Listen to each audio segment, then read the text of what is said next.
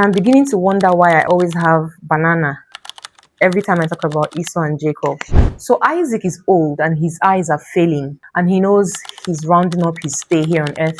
So he calls his firstborn Esau, the first twin that came out, who is also his favorite, and he says, "Go and hunt, prepare a meal, come back to receive the patriarchal blessing, the blessing that will change the trajectory of your entire life." But Rebekah, their mother, overheard this conversation, and she goes over to Jacob immediately. She says, go and get 2 goats, and I'll prepare a fast meal, and then you take the meal to your dad. He's going to bless you, and you do this quickly before your twin brother comes.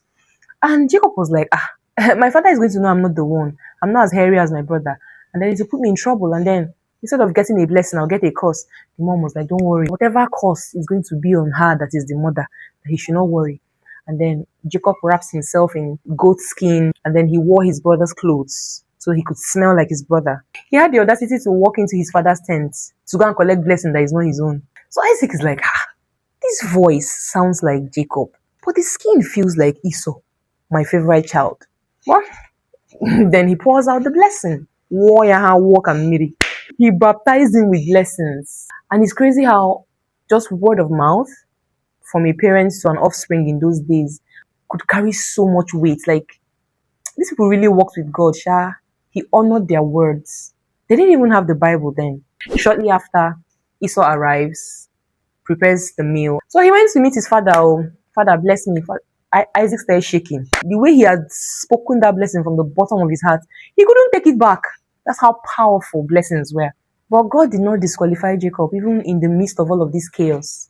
Paul writes in Romans that the blessing on Jacob was never about what Jacob did wrong or right. It was actually decided before he did anything at all. It was just one-sided grace. Grace is always one-sided, unearned, undeserved. So Jacob stood before his father, covered in somebody else's clothes, wearing animal skin, and received a blessing that he had no right to.